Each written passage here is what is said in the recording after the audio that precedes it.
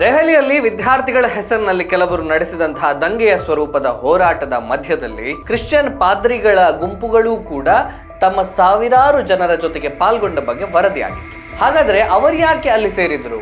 ಭಾರತ ಸರ್ಕಾರ ತರಲು ಹೊರಟಿರುವಂತಹ FCRA ಮಸೂದೆ ಭಾರತ ಅಮೆರಿಕ ಸಂಬಂಧಗಳ ಮೇಲೆ ಕೆಟ್ಟ ಪರಿಣಾಮ ಬೀರಲಿದೆ ಅಂತ ಕಾಂಗ್ರೆಸ್ಸಿಗರು ಎಚ್ಚರಿಕೆಯನ್ನ ಕೊಟ್ಟಿದ್ದಾರೆ.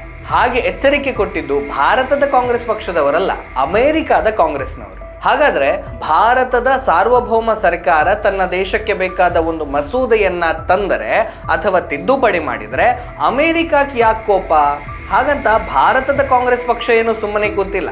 FCRA ಮಸೂದೆಯ ವಿಚಾರದಲ್ಲಿ ಅಮೆರಿಕ ಕಾಂಗ್ರೆಸ್ಸಿಗರ ನಿಲುವೆ ಭಾರತದ ಕಾಂಗ್ರೆಸ್ಸಿಗರದ್ದು ಆಗಿದೆ.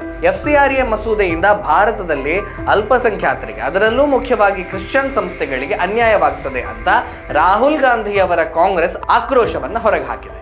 FCRA ಮಸೂದೆಯ ವಿರುದ್ಧ ಕ್ರಿಶ್ಚಿಯನ್ ಮಿಷನರಿಗಳು ಕೋಪಗೊಂಡಿದ್ದಾರೆ. ಕ್ರಿಶ್ಚಿಯನ್ ಬಹುಸಂಖ್ಯಾತ ರಾಷ್ಟ್ರವಾದ ಅಮೆರಿಕಕ್ಕೂ ಕೂಡ ಕೋಪ ಬಂದಿದೆ. ಭಾರತದ ಒಳಗಿರುವಂತಹ ಕ್ರಿಶ್ಚಿಯನ್ ಸ್ನೇಹಿ ಕಾಂಗ್ರೆಸ್ ಪಕ್ಷಕ್ಕೂ ಕೂಡ ಕೋಪ ಬಂದಿದೆ. ಸೋನಿಯಾ ಗಾಂಧಿಯವರ ಪುತ್ರ ರಾಹುಲ್ ಗಾಂಧಿಯವರಿಗೂ ಕೂಡ ಕೋಪ ಬಂದಿದೆ. ಹಾಗಾದ್ರೆ ಈ FCRA ಬಿಲ್ ಅಂದ್ರೆ ಏನು? ಇಷ್ಟು ಜನರಿಗೆ ಕೋಪ ಮಾಡಿಕೊಳ್ಳಿಕ್ಕೆ ಕಾರಣ ಏನು? ಇದರಿಂದ ಕ್ರಿಶ್ಚಿಯನ್ರಿಗೆ ಯಾವ ರೀತಿ ತೊಂದರೆ ಆಗುತ್ತೆ? ವಿವರವಾಗಿ ತಿಳ್ಕೊಳ್ಳೋಣ ಬನ್ನಿ. FCRA ಬಿಲ್ ಅಂದ್ರೆ foreign contribution regulation amendment bill ಅಂತ. ಕನ್ನಡದಲ್ಲಿ ಹೇಳೋದಾದ್ರೆ ವಿದೇಶಿ ಕೊಡುಗೆ ನಿಯಂತ್ರಣ ತಿದ್ದುಪಡಿ ಮಸೂದೆ. ಇದು ಭಾರತದ NGOಗಳು, ದತ್ತಿ ಸಂಸ್ಥೆಗಳು ಮತ್ತು ಸಂಘಗಳು ವಿದೇಶದಿಂದ ಪಡೆದುಕೊಳ್ತಾ ಇರುವಂತಹ ಹಣ ಮತ್ತು ಸ್ವತ್ತುಗಳನ್ನು ಲೆಕ್ಕರಹಿತವಾಗಿರದಂತೆ ನಿಯಂತ್ರಿಸುತ್ತದೆ. ಇದು ಭಾರತದ NGOಗಳು, ದತ್ತಿ ಸಂಸ್ಥೆಗಳು ಮತ್ತು ಸಂಘಗಳು ವಿದೇಶದಿಂದ ಪಡೆದುಕೊಳ್ಳುವಂತಹ ಹಣ ಮತ್ತು ಸ್ವತ್ತುಗಳನ್ನು ಲೆಕ್ಕರಹಿತವಾಗಿರದಂತೆ ನಿಯಂತ್ರಣ ಮಾಡುತ್ತೆ.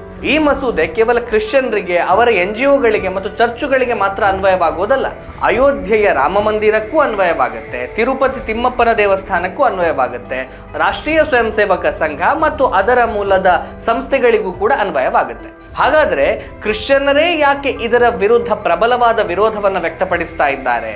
ಅದಕ್ಕೆ ಕಾರಣ ತಿಳಿಯಬೇಕಾದ್ರೆ ಒಂದು ಉದಾಹರಣೆಯನ್ನ ನೀವು ನೋಡಬೇಕು. ಕೇರಳದ ತಿರುವಳ್ಳ ಎನ್ನುವಂತಹ ಪಟ್ಟಣದಲ್ಲಿ ಬಿಲೀವರ್ಸ್ ಈಸ್ಟರ್ನ್ ಚರ್ಚ್ ಅನ್ನುವಂಥ ಒಂದು ಚರ್ಚ್ ಇದೆ.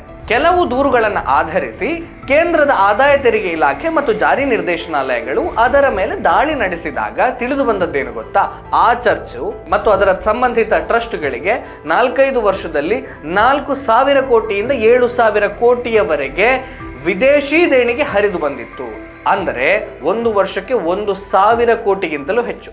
ತನಿಖೆ ಇನ್ನಷ್ಟು ಆಳಕ್ಕೆ ಇಳಿದಾಗ ಅಂತಾರಾಷ್ಟ್ರೀಯ ಸಂಸ್ಥೆಗಳಿಂದ ಹರಿದು ಬಂದ ಆ ಹಣವನ್ನ ಮೇಲ್ನೋಟಕ್ಕೆ ಮಾನವೀಯ ನೆರವು, ಬಡವರಿಗೆ ಮತ್ತು ಶೈಕ್ಷಣಿಕ ಯೋಜನೆಗಳಿಗೆ ಖರ್ಚು ಮಾಡಲಾಗ್ತಾ ಇದೆ ಅಂತ ತೋರಿಸಿಕೊಂಡ್ರೂ ಕೂಡ ಆ ಹಣವನ್ನ ಧಾರ್ಮಿಕ ಮತಾಂತರಕ್ಕೆ, ಅನ್ಯ ಧರ್ಮೀಯರಿಗೆ ಕ್ರಿಶ್ಚಿಯನ್ ಧರ್ಮದ ಬೋಧನೆಯನ್ನ ಮಾಡಲಿಕ್ಕೆ ಮತ್ತು ರಿಯಲ್ ಎಸ್ಟೇಟ್ ಹೂಡಿಕೆಗಳಿಗೆ ಬಳಸಿಕೊಳ್ಳಲಾಗ್ತಾ ಇತ್ತು ಅನ್ನುವಂತಹ ವಿಷಯಗಳು ಕೂಡ ಬಹಿರಂಗ ಆಯಿತು.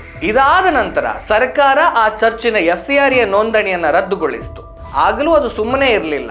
ಸುಮಾರು 30 ನಕಲಿ ಟ್ರಸ್ಟ್ಗಳ ಹೆಸರಿನಲ್ಲಿ ವಿದೇಶಿ ದೇಣಿಗೆ ಸಂಗ್ರಹ ಮತ್ತು ಅದರ ಅಕ್ರಮ ವಹಿವಾಟನ್ನು ಮುಂದುವರೆಸಿತು. ಸುಮ್ಮನೆ ಒಂದು ಬಾರಿ ಯೋಚನೆ ಮಾಡಿ, ಕೇವಲ 50,000 ಆಸುಪಾಸಿನ ಜನಸಂಖ್ಯೆಯ ಸಣ್ಣ ಪಟ್ಟಣದಲ್ಲಿರುವಂತಹ ಚರ್ಚ್ ಒಂದಕ್ಕೆ 1 ವರ್ಷಕ್ಕೆ 1,000 ಕೋಟಿಗಿಂತಲೂ ಹೆಚ್ಚು ಹಣ ವಿದೇಶಗಳಿಂದ ಹರಿದು ಬರ್ತದೆ ಅಂದರೆ ಇಡೀ ದೇಶದ ಚರ್ಚುಗಳಿಗೆ, ಮಿಷನರಿಗಳಿಗೆ ಎಷ್ಟು ಲಕ್ಷ ಕೋಟಿ ಹಣ ಹರಿದು ಬರ್ತಾ ಇರಬಹುದು. ಆ ಲಕ್ಷಾಂತರ ಕೋಟಿ ಹಣ ಎಲ್ಲಿಗೆ ಹೋಗ್ತದೆ, ಹೇಗೆ ಖರ್ಚಾಗ್ತದೆ, ಯಾವ ಉದ್ದೇಶಗಳಿಗಾಗಿ ಖರ್ಚು ಮಾಡಲಾಗ್ತದೆ, ಯಾವ ಅಕ್ರಮ ಚಟುವಟಿಕೆಗಳ ಪಾಲಾಗ್ತಾ ಇದೆ, ಇದೆಲ್ಲದರ ಲೆಕ್ಕ ಕೇಳಿದ್ರೆ ಮಿಷನರಿಗಳು ಸುಮ್ಮನಿರ್ತಾರ? ಭಾರತ ವಿರೋಧಿ ಚಟುವಟಿಕೆಗಳಿಗೆ ಹಣ ಸಂಗ್ರಹಿಸ್ತಾ ಇರುವಂತಹ ಅಮೆರಿಕ ಸುಮ್ಮನಿರುತ್ತಾ? ಕ್ರಿಶ್ಚಿಯನ್ ಸ್ನೇಹಿ ಕಾಂಗ್ರೆಸ್ ಪಕ್ಷಕ್ಕೆ ಕೋಪ ಬರದೇ ಇರುತ್ತಾ? ಒಂದು ಬಾರಿ ಯೋಚನೆ.